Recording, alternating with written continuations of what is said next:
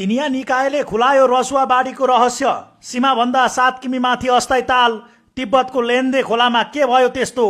भोटेकोशी र त्रिशुलीमा अझै बाढीको जोखिम कायमै। रसुवाको सिंहवर्ती क्षेत्र भोटेकोशी नदीमा आएको प्रलयङ्कारी बाढी हिमताल विस्फोटका कारण नभई हिमपहिरो झरेर खोला थुनिएपछि 81 फुटेर आएको पुष्टि भएको छ। चिनिया जल तथा मौसम सम्बन्धी अधिकारीहरूले राष्ट्रिय विपद जोखिम न्यूनीकरण तथा व्यवस्थापन प्राधिकरणलाई उपलब्ध गराएको आधिकारिक सूचना अनुसार नेपाल चीन सीमाभन्दा करिब 5 देखि 7 किलोमिटर माथि लेन्दे खोलाको माथिल्लो जलाधार क्षेत्रमा खसेको विशाल हिमपहिरोले नदीको बहाव थुनेको थियो।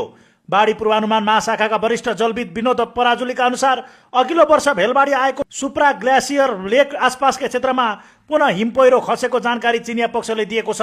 हिमपहिरोले नदी थुनिएर बनेको अस्थायी ताल अचानक फुट्दा तल्लो तटीय क्षेत्रमा ठूलो परिमाणमा लेदोसहितको बाढी सोझिएको हो।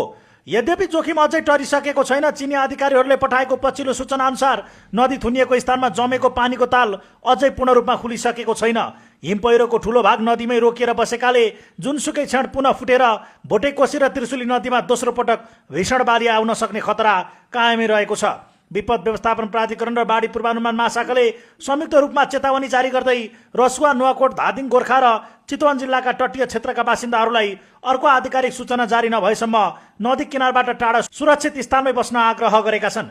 हाल नेपाल प्रहरी, सशस्त्र प्रहरी र स्थानीय प्रशासनले तटीय क्षेत्रमा माइकिङ गर्दै मानिसहरूलाई सुरक्षित स्थानतर्फ सारिरहेका छन् भने काठमाडौँबाट जाने सवारी साधनहरूलाई जोखिमयुक्त सडक खण्डमा प्रवेश गर्न रोक लगाइएको छ। सरकारले उद्धारका लागि हेलिकप्टर सहित सुरक्षा संयन्त्रलाई उच्च सतर्क हाई अलर्ट अवस्थामा राखेको छ।